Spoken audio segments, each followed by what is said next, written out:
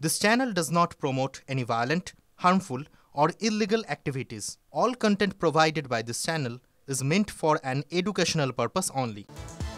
দুর্গাপূজায় club পিছু রাজ্য সরকারি অনুদান বেড়ে 1,10,000 টাকা। গত বছর ছিল 85,000 আর এবার তা বেড়ে হলো 1,10,000 টাকা। 26-এর ভোটের আগে এবারে দুর্গাপুজোর জন্য ক্লাব পিছু এক লাফে 25,000 টাকা করে বাড়ল রাজ্য সরকারের অনুদান। নেতাজি ইন্ডোরে দুর্গাপুজো কমিটিগুলোর সঙ্গে বৈঠকে ঘোষণা মুখ্যমন্ত্রী। পুজো কমিটিগুলোর বিদ্যুতের বিলেও 80% ছাড়ের ঘোষণা। 2রা, 3রা, 4ঠা অক্টোবর প্রতিমা বিসর্জন, 5ই অক্টোবর কলকাতায় পুজো কার্নিভালের ঘোষণা মুখ্যমন্ত্রী।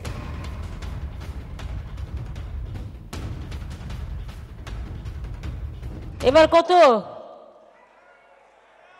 এই আগের বার 85,000 দিয়েছিলাম, এবারে 90 করি। তারা কি চায়? 90, 95, 1, ওকে 1,10,000।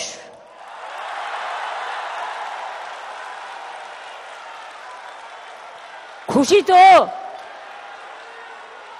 পুজোটা যেন খুশিতে ভরপুর থাকে। জয় মা দুর্গা, জয় মা দুর্গা, জয় মা দুর্গার জয়। আজকে আমাদের একটা এক্সপেকটেশন ছিল যে গতবারে আমরা 85,000 টাকা পেয়েছি, এবারে হয়তো 90-95-এর মধ্যেই পাবো। তবুও আমরা কেন অনেকে অডিটোরিয়ামের মধ্যে চেঁচিয়েছে 1 লাখ অবধি বলেছে, কিন্তু আমরা ভাবছি 1,90,000, কিন্তু আমাদের এক্সপেকটেশনের বাইরে গিয়ে 1,10,000। তো দিদি যে দুর্গাপুজো নিয়ে যেভাবে আমাদের সাপোর্ট দিচ্ছেন, আমরা একদম শিওর যে দিদিকে নিয়ে আমরা এই দুর্গাপুজোর একটা বৃহৎ জায়গাতে গিয়ে পৌঁছবো। দিদি এখন যে মূল্যটা আমাদের দিচ্ছেন সেটা অত্যন্ত খুশি হয়েছি এবং আনন্দিত হয়েছি। এমনিতেই আমরা খুব আনন্দ করে সব দুর্গাপুজো ভীষণ আনন্দ করে থাকি। মহা উল্লাসে আমাদের দুর্গাপুজো হয়। এবছর পুজো অনুদান দিতে প্রায় 500 কোটি টাকা খরচ রাজ্য সরকারের। 2018 সালে রাজ্যের পুজো কমিটি পিছু 10,000 টাকা করে অনুদান দিয়েছিল রাজ্য সরকার। 2019-এ সেটা বেড়ে হয় 25,000 টাকা, আর 2021-এ তা 50,000 টাকা করা হয়। 2022-এ 60,000 এবং 2023-এ 70,000 টাকা করা হয়। গত বছর সেটা আরও 15,000 টাকা বাড়ানো হয়, অর্থাৎ 2024-এ রাজ্য সরকারের পুজোর অনুদান ছিল 85,000 টাকা, আর এবার আরও 25,000 টাকা বাড়ানোর কথা ঘোষণা করলেন মুখ্যমন্ত্রী। আর এর ফলে এবছর রাজ্য সরকারের পুজো অনুদান 1,10,000 টাকা। ক্ষয়রাতির অভিযোগে সরব বিরোধীরা। 1,10,000 কেন, 2,10,000 দিয়ে দিন, কিন্তু দিয়েটা কর্মচারীদের মিটিয়ে দিন। 80% বিদ্যুতের বিলে ছাড়, 80% বিদ্যুতের বিলে যা পারেন করুন। লাগছে চাকরি দিন, 6 লক্ষ শূন্য পোস্ট আছে, ফিল আপ করুন। আশা কর্মী, ICDS, contractual, casual, civic volunteer, village police, data entry অপারেটরদের বেতন বাড়ান, ডিএটা কমপ্লিট করে দিন।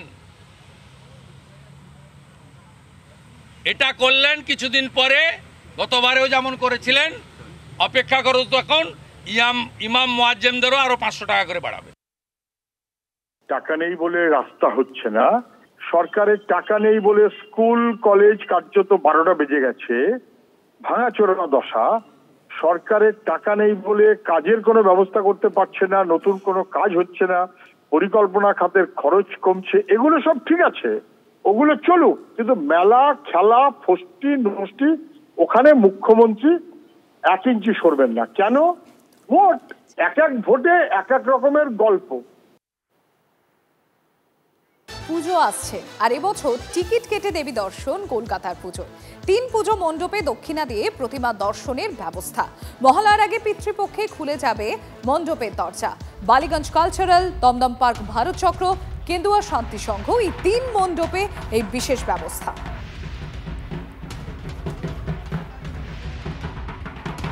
কলকাতায় এবার কিন্তু পুজোয় বিশেষত্ব থাকছে, নতুন একটা দিগন্ত খুলে যাচ্ছে কলকাতার পুজো ট্যুরিজমকে কেন্দ্র করে। 3টে ক্লাব যেগুলো সুশান্ত শিবানী পাল করছেন, সেই 3টে ক্লাবের পুজো চাইলে পিতৃপক্ষে দেখে নেওয়া যাবে, হ্যাঁ টিকিটের বিনিময়ে। মূলত কেন্দুয়া শান্তি সংঘ, বালিগঞ্জ কালচারাল অ্যাসোসিয়েশন এবং দমদম পার্ক ভারত চক্র নতুন একটা পথ নিয়ে এসছে বাংলার পুজো ট্যুরিজমকে বিশ্ব মানচিত্রে তুলে ধরার জন্য। কিন্তু সাধারণ মানুষ কি এই খরচাটা করতে পারবে? অন্য উদ্যোক্তা, অন্য শিল্পীরা কি আদৌ একমত? থিম পুজোটাকে মানে কিছু কিছু শিল্পী বা কিছু কিছু কমিটি এমন জায়গায় নিয়ে যাচ্ছে যেখানে দুর্গা পুজোটাই থাকছে না, বা দুর্গা পুজো না থাকলেই মনে হয় ভালো হয়। তো এইটা একদিক দিয়ে মানে কলকাতা দুর্গা পুজোর পক্ষে খুব একটা খারাপ সময় বলে আমার মনে হয়। আমি বলছি না এটা সমস্যা, বাট যে এসেন্স, বারোয়ারি এসেন্স, যার পয়সা আছে, আমি দেখবো একটা বাচ্চা ছেলেকে হাতে নিয়ে, একটা কোলে নিয়ে, বুকে নিয়ে বাবা গুতোগুতিতে থাকবে, আর সেই বাচ্চাটা দেখবে ওখান দিয়ে কিছু বাচ্চা তারা সুন্দর লাইনে হাতে বেলুন নিয়ে ঢুকে পড়বে। এই ডিসক্রিমিনেন্সিটা না হওয়াই ভালো। পথ চলতে জনতার কেউ টিকিটের বিরোধে, তবে কারোর আপত্তিও নেই। এটা টিকিট কেটে দেখা কি সম্ভব হয়? বাঙালিদের এত প্রিয় দুর্গাপুজো, ওই তো মিনিমাম একটা টিকিট তো আমরা দিতেই পারি। আমরা লাইনে হোক না কেন দাঁড়িয়ে যাবো, টিকিট নেওয়ার মতো মাতামাতি করি না। টিকিট কেটে হলেও মানে যে করেই হোক, বৃষ্টি হলেও আর কি পুজো দেখতে যাওয়া। তবে যারা দেখতে আসবেন, মানে যারা দর্শনার্থী, তাদের আশ্বস্ত করছেন শিল্পী সুশান্ত শিবানী পাল, টিকিটে পুজো ওই 3 দিনই। পুজো সর্বজনীনই থাকছে। যখন থেকে মাতৃমণ্ডপ দেবীপক্ষের পরে উদ্বোধন হয়ে যাচ্ছে, তখন তো সেটা সর্বসাধারণের জন্য, সেখানে কিন্তু আর টিকিটিং ব্যবস্থা থাকছে না।